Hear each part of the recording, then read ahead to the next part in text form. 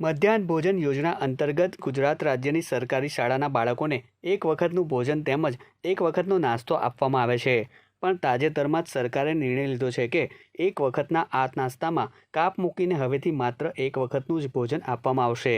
એક તર્ક એવો આપવામાં આવી રહ્યો છે કે વ્યવસ્થાના ભાગરૂપે તેમજ પૈસા બચાવવા માટે આ નિર્ણય લેવામાં આવી રહ્યો છે। ત્યારે સુરતમાં આમ આદમી પાર્ટીએ કલેક્ટર વતી રાજ્યના મુખ્યમંત્રીને સંબોધતું આવેદનપત્ર પાઠવ્યું છે। આપના પ્રદેશ મહામંત્રી રાકેશ હિરાપરાએ જણાવ્યું હતું કે ગુજરાતમાં 5 વર્ષથી ઓછી વયના 39.73% બાળકો કુપોષિત છે, એટલે કે રાજ્યમાં પ્રત્યેક ચોથું બાળક કુપોષણની સમસ્યા ધરાવે છે। આ ઉપરાંત 21.39 બાળકોને નિર્ધારિત માપદંડ કરતાં ઓછું વજન ધરાવે છે। જૂન 2024માં કુપોષણની સૌથી વધુ સમસ્યા હોય તેવા રાજ્યોમાં ગુજરાત 6થા સ્થાને હતું।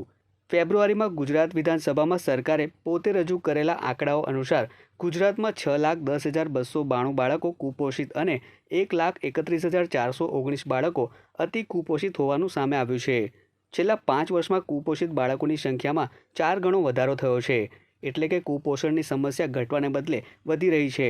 ત્યારે હવે ગુજરાતની તમામ સરકારી શાળાઓમાં મધ્યાહન ભોજન યોજના અંતર્ગત આપવામાં આવતું ભોજન અને નાસ્તો યથાવત રાખવામાં આવે અને પૈસા બચાવવા માટે ભ્રષ્ટાચારો ઉપર કાપ મૂકવામાં આવે તે જરૂરી બન્યું હોવાનું પણ તેઓએ જણાવ્યું હતું। રોડ, રસ્તાઓ, ખાણ, ખનીજો, ગાયના ગોચરો ખાઈ ખાઈને પણ ન ધરાયેલા ભાજપના નેતાઓએ ગુજરાતની સરકારી શાળાના ગરીબ બાળકોનો નાસ્તો ખાઈ જવાનો નિર્ણય કર્યો છે। મધ્યાહન ભોજન યોજના, જેનું નામ બદલીને પબ્લિસિટી માટે પીએમ પોષણ યોજના કરવામાં આવ્યું, સરકાર એમાંથી પોષણની બાદબાકી કરવા જઈ રહી છે। એટલે કે આવતીકાલથી ગુજરાતની સરકારી શાળાઓમાં જે બાળકોને એક વખતનું ભોજન અને એક વખતનો નાસ્તો આપવામાં આવતો હતો, એમાંથી એક વખતનો નાસ્તો નહીં આપવામાં આવે। ભાજપના નેતાઓ એવો કુતર્ક આપી રહ્યા છે કે અમે પૈસા બચાવવા માટે અને સારો વહીવટ કરવા માટે આ નિર્ણય લીધો છે।